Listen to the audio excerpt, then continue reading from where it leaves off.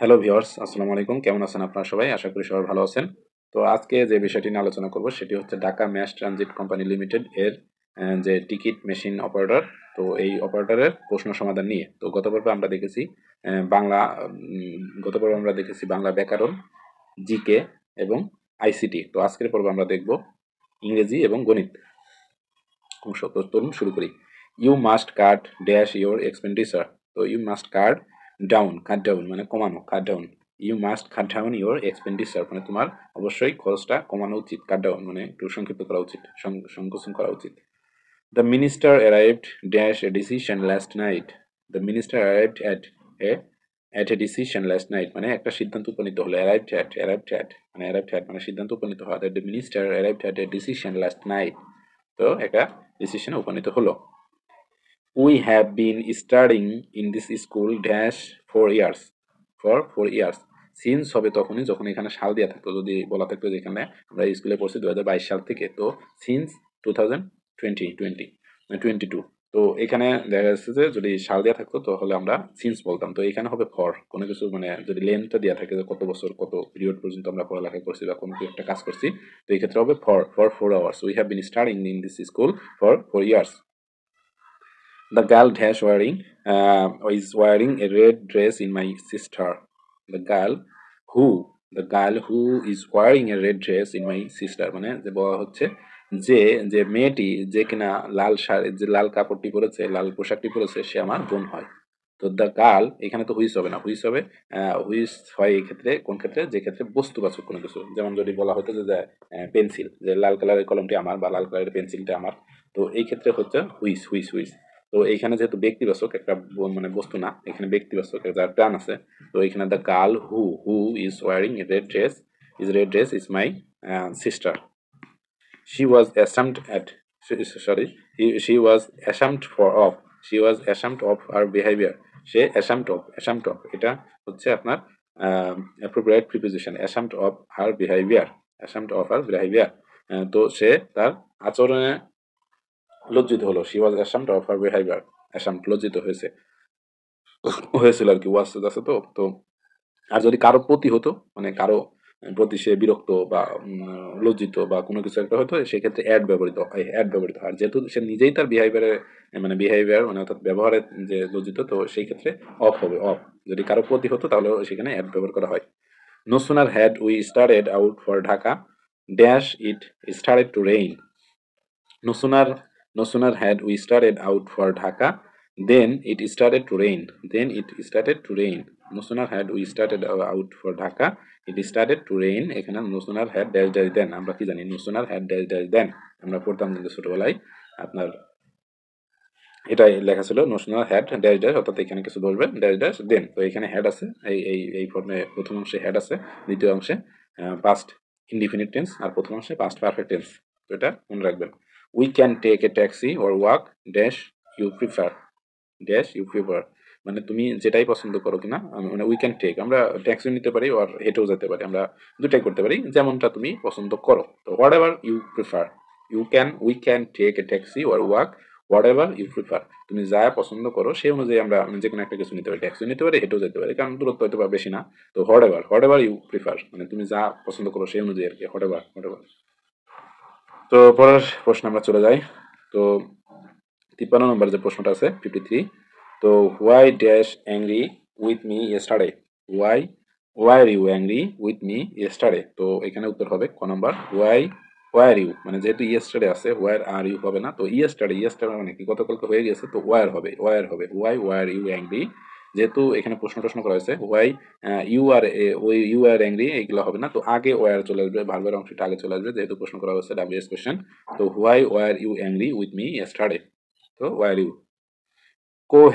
Coherent হচ্ছে সামঞ্জস্যপূর্ণ। Coherent হচ্ছে সামঞ্জস্যপূর্ণ, মানে একটা কোনো কিছু কাজের সাথে আরেকটা জিনিসের সাথে যে একটা মিল খুঁজে পাওয়া, মানে এটার হেরিটেন্ট আর কি একটা বোঝাইতেছে, এরকম কিছু একটা। তো এইটার সাথে সামঞ্জস্যপূর্ণ কতটুকু, কোহেরেন্ট মানে এটা যদি প্যারেন্ট হয় এটা হচ্ছে তার মানে প্যারেন্টাল যদি মাদার বডি হয়, তো এটা হচ্ছে আপনার সিস্টার বডি। তো মাদার মানে মূল কোনো কিছু একটা থেকে একটা কিছু যে সামঞ্জস্যপূর্ণ, যেমন পিতামাতার সাথে তার ছেলে মেয়ের যে চরিত্রের যে সামঞ্জস্যপূর্ণ থাকে, ফিনোটাইপিক্যাল, জেনেটিক্যাল, তো এইগুলাই হচ্ছে অনেকটা কোহেরেন্ট বোঝায়। তো এই ক্ষেত্রে ইংরেজির ক্ষেত্রে এটা আসলে কোহেরেন্ট মানে সামঞ্জস্যপূর্ণ। প্লাসিড, প্লাসিড অর্থ কি? প্লাসিড অর্থ শান্ত। প্লাসিড বাস্তবসম্মত না, আকর্ষণীয় হবে না, কৃত্রিম হবে না, শান্ত, প্লাসিড, নর্মাল আর কি, একটা শান্ত, মানে দেখেন যে ওশান, ওশান আর প্লাসিড, মানে যদি বলা হয় যে ওশান ইজ প্লাসিড, মানে ওশানটা শান্ত, মানে সমুদ্রটা শান্ত আছে এখন, নাও প্লাসিড। ইনভাইটেবল, ইনভাইটেবল হচ্ছে অনিবার্য কারণবশত। দেখবেন যে কোনো কিছু একটা হইলেই লেখা থাকে আপনার পরীক্ষা স্থগিত, অনিবার্য কারণবশত পরীক্ষা স্থগিত। এই অনিবার্য কারণের ভিতর দুনিয়ার কারণ লুকানো থাকে দেখবেন, মানে দুনিয়ার কারণ যুক্তি দেখা যাচ্ছে, ইন্টারনাল কোনো সমস্যা টমস্যা হয়েছে, দুনিয়ার কারণ, এই অনিবার্য কারণ দিয়ে আমাদের সরকার চালায় দেয় যে অনিবার্য কারণবশত এই জিনিসটা স্থগিত, এই জিনিসটা বাতিল, এই জিনিসটা হ্যান হ্যান ত্যান। অনিবার্য শব্দটা শুনলেই মানে আমরা যারা অ্যাপ্লিকেন্ট আছি এদের মনে মনে করেন যে একটা জিনিস ঢুকে যায় যে বাদ হয়ে গেছে, কোনো কিছু একটা বাদ বা কোনো একটা। তো এটাই ইনভাইটেবল, ইনভাইটেবল, ইনএভাইটেবল। তো রুইন, রুইন তো আপনারা সবাই জানেন যে ধ্বংস, এটা আর নতুন করে না বলি, রুইন। ডেস্ট্রয়েড বা ডেস্ট্রয়েড টেস্ট্রয়েড এগুলো অর্থ আর কি ধ্বংস, ডিসকোয়েশন ইলেকট্রন তো ডেস্ট্রয়েড ইন সেকেন্ডস। তো টার্ময়েল, 58 নম্বর যেটি হচ্ছে টার্ময়েল, টার মানে হচ্ছে অশান্তি, টার্ময়েল, টার্ময়েল করা, টার্ময়েল করা, অশান্তি তৈরি করা, অশান্তি, অশান্তি, টার্ময়েল করা, টার্মুলিশ করা, টার্ময়েল। ম্যাসিভ, ম্যাসিভ হচ্ছে হিউজ পরিমাণ, বিশাল ব্যাপার স্যাপার, ম্যাসিভ। এই যে ঢাকা ম্যাস ট্রানজিট, ম্যাস যে বলা হয়েছে না, ম্যাস শব্দটা আসছে এই ম্যাসিভ থেকে, একদম বলতো ম্যাস মানে বিশাল অংশের মানুষের যে ট্রানজিট ব্যবস্থা, এটা আসলে এই মেট্রো রেলটা সম্পন্ন করবে বলে Dhaka mass rapid mass transit limited বা company limited.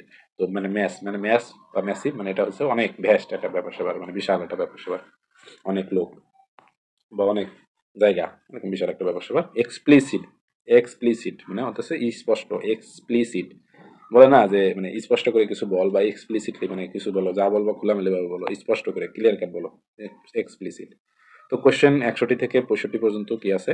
Find out the correctly spelled word, find out the correctly spelled word. এখানে কারেক্টলি যে মানে বানানগুলো আর কি মূলত ইয়ে হচ্ছে, তো বানানগুলো সংশোধন করতে হবে। তো এখানে যে 61 নম্বরে দেখছি, তো 9 নম্বর উত্তরটা সঠিক। সার্টেইনিটি, সার্টেইনিটি, সার্টেইনিটি। তো এইখানে টেইন, টেইন, টেইন, TAIN, সার্টেইনিটি মানে নিশ্চয়তা আর কি, সার্টেইনিটি। সার, SER, certain, TAIN, ten, TYT, সার্টেইনিটি। তো 62 নম্বরে যেটি আছে, তো 62 নম্বরে আছে ক নম্বরে টেম্পারামেন্ট, টেম্পারামেন্ট। তো টেম্পার, টেম্পার থেকে টেম্পারামেন্ট, তো টেম্পারামেন্ট, তো টেম্পারামেন্ট, টেম্পেরা, পেরা, পারা না, পেরা হবে টেম্পার, টেম্পার মানে কি? আমরা যদি টেম্পার বানানটা লিখতাম তাহলে কি লিখতাম? PA তো দিতাম না তাই না, টেম্পার PER দিতাম, তো টেম্পেরামেন্ট। তো একটা শব্দ তো মূল শব্দ থেকেই আরো কিছু শব্দ তৈরি হয় তাই না, তো মূল শব্দটা বিকৃত করা যায় না।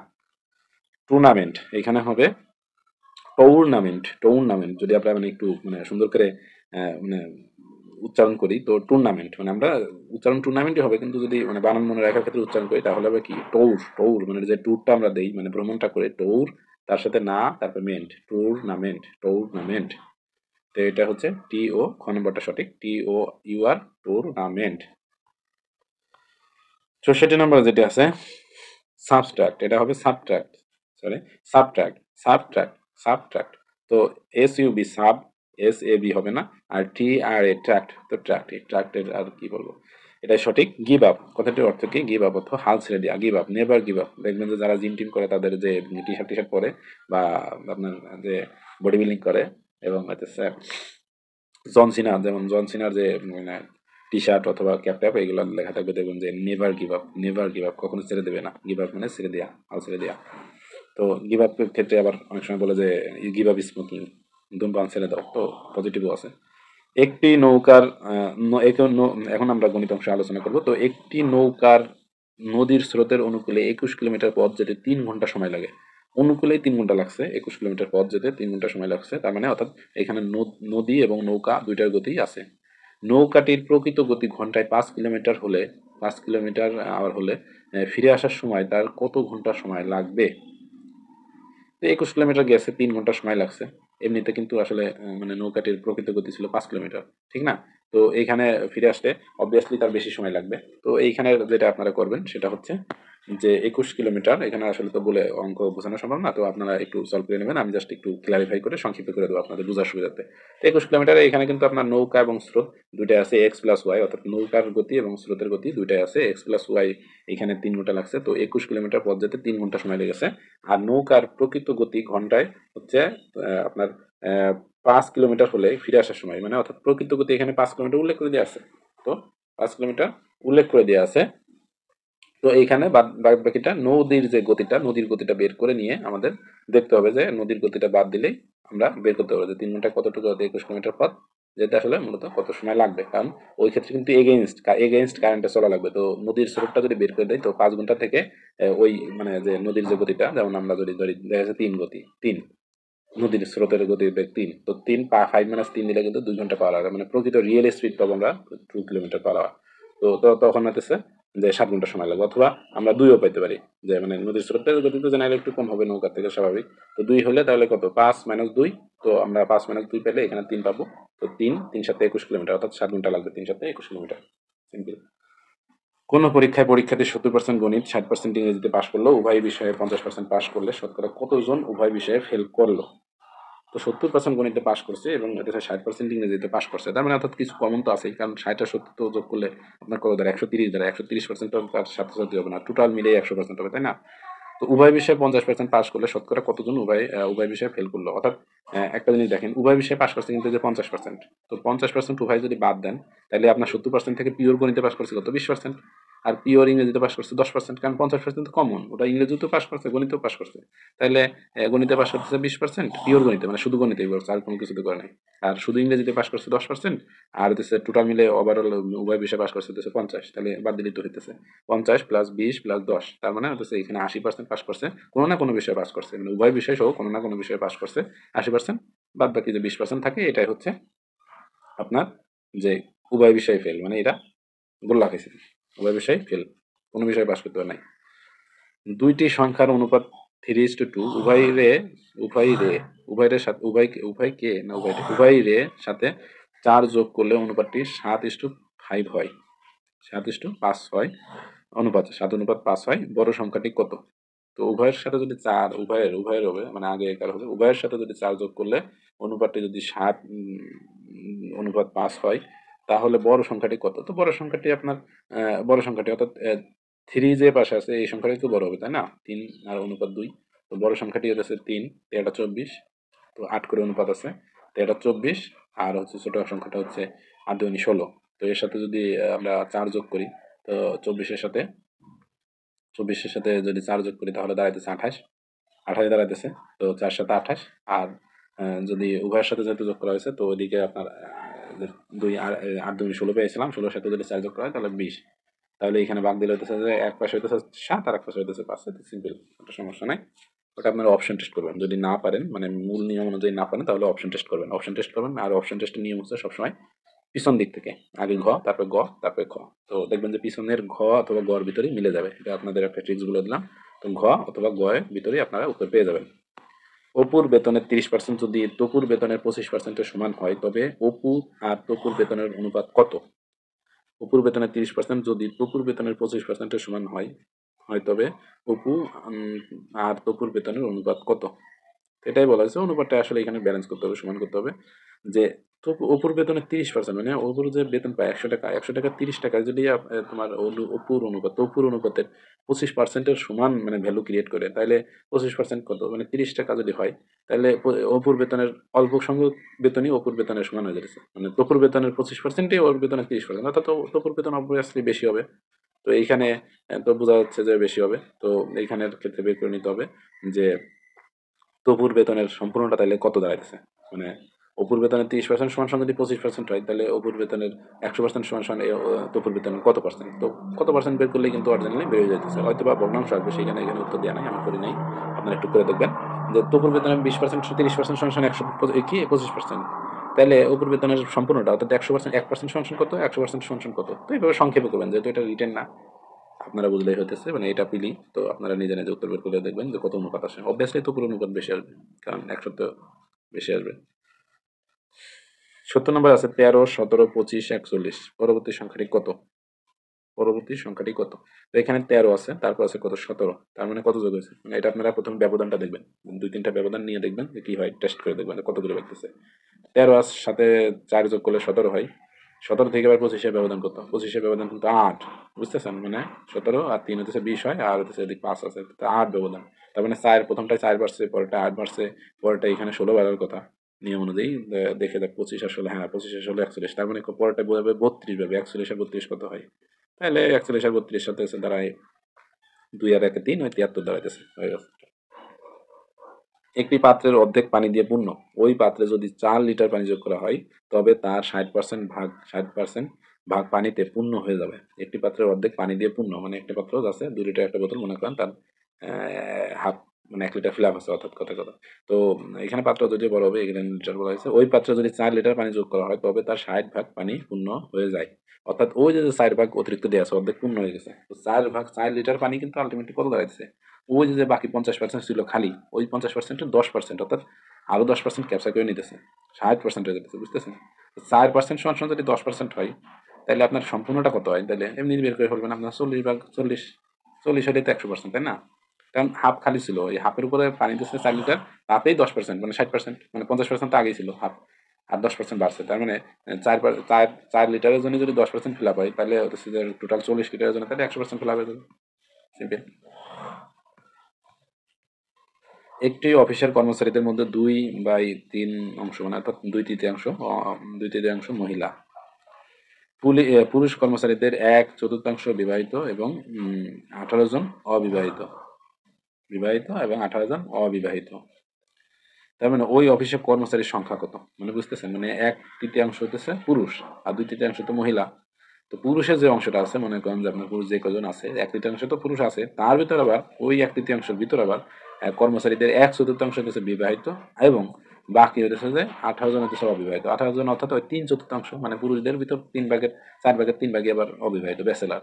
তাহলে 4/3 সমান সমান যদি 18 জন হয়, তাহলে আপনি এখান থেকে বের করে ফেলবেন 318 তো 6, তার মানে পুরো অংশটা হতেছে পুরুষরা আছে 424 জন। হুম, সরি, 3 6 18 হতেছে 6 ভাগ করে হতেছে 318, তাহলে 424 জন, তার মানে পুরুষ আছে হতেছে 24 জন। 24 জন হতেছে আপনার 1/3, মানে 1/3 সমান দখল করতেছে, তাহলে 2/3 মহিলা, তাহলে 24 দুগুণে ডাবল আছে, 24 দুগুণে 48, তাহলে 24 জন মহিলা আর 48 জন পুরুষ, তাহলে টোটাল মিলে যোগ দিলে হচ্ছে আপনার 72 জন। এটা সিম্পল।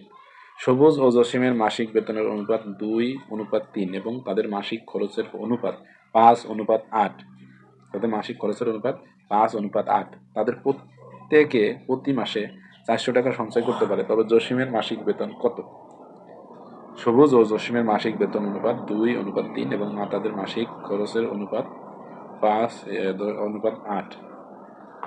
তাহলে তাদের প্রত্যেকে প্রতি মাসে যদি 400 টাকা সঞ্চয় করতে পারে, তাহলে জসিমের মাসিক বেতন কত।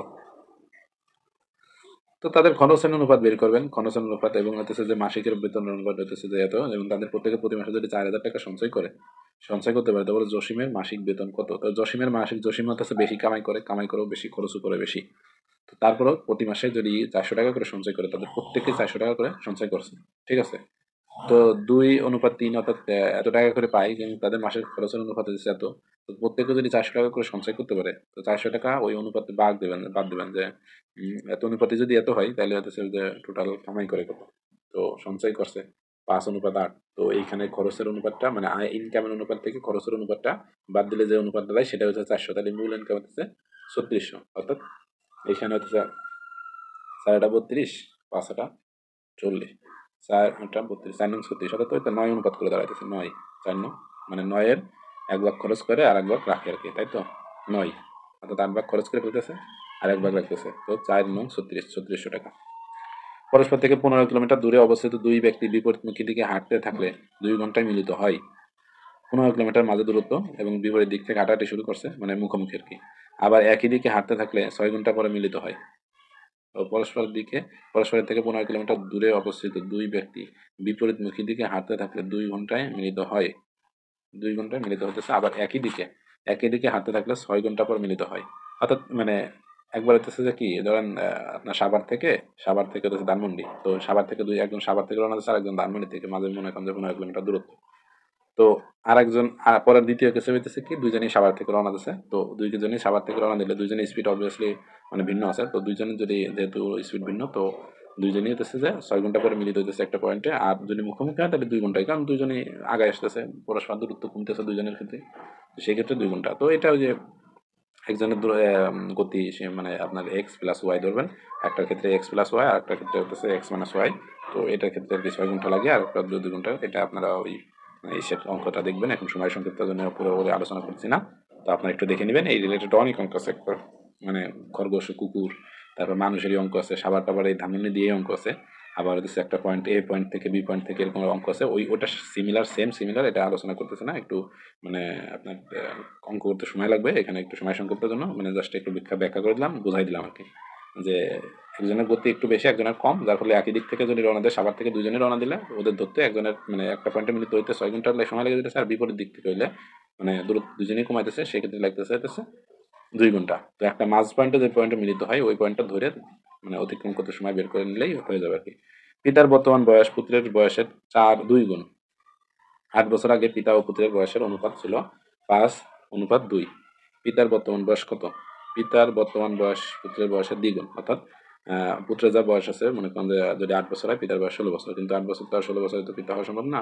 মোটামুটি ধরেন আপনার পুত্রের বয়স আছে দেখা যাচ্ছে 15 বছর, পিতার বয়স 32 বছর, সরি 30 বছর, বা অথবা 20, 40 মানা যায়, কিন্তু তারপরেও বিষয়টা একটু কেমন হয়ে যায়। তারপরে ধরেন 8 বছর আগে পিতা ও পুত্রের বয়সের অনুপাত ছিল 5:2, অর্থাৎ পিতার বয়স ছিল বেশি 8 বছর আগে, মাত্র 8 বছর আগে পিতার বয়স অনুপাত ছিল বেশি, পুত্রের বয়স ছিল 2, অর্থাৎ 7। দুজনে যোগফল করে যদি 7, 8 বছর আগের কথা। পিতার বর্তমান বয়স কত? পিতার বর্তমান বয়স কত? তো বর্তমানে তো দ্বিগুণ, তো বর্তমানে যদি দ্বিগুণ হয়, এইখানে উত্তর 48 দেশে যে পিতার বর্তমান বয়স 48, অর্থাৎ এই যে 48 হয়েছে, তার মানে পিতার পুত্রের বয়স ছিল হচ্ছে, পুত্রের বয়স যদি দ্বিগুণ, মানে জাস্ট আমি উত্তর ধরেই বোঝানোর চেষ্টা করতেছি, মানে আপনারা তো উত্তর পেয়ে যাবেন এটা। তো এটা যদি দ্বিগুণ হয় 48, অর্থাৎ পুত্রের বয়স হচ্ছে আপনার অপশন টেস্ট করতে পারেন এক্ষেত্রে। তো পুত্রের বয়স হচ্ছে যে 48, তো 48-এর অর্ধেক হচ্ছে কত? 48-এর অর্ধেক হচ্ছে 24, 24 × 48। তো 8 বছর আগে পিতার বয়স ছিল হচ্ছে তাহলে কত? পিতার বয়স ছিল 40, আর পুত্রের বয়স ছিল হচ্ছে কত? পুত্রের বয়স ছিল হচ্ছে আপনার 24 থেকে 8 বছর বাদ দিলে দাঁড়াইতেছে 16 বছর। তো 16, তাহলে হচ্ছে যে অনুপাত যদি বের করেন আপনি, এদিক 40 আর ওদিক 16, তো 4 এদিকে হচ্ছে যে 8 দিয়ে যদি ভাগ করা হয়, তাহলে 5 × 8 = 40, 5 অনুপাত হচ্ছে যে 8 × 2 = 16, 5:2 মিলে যাচ্ছে।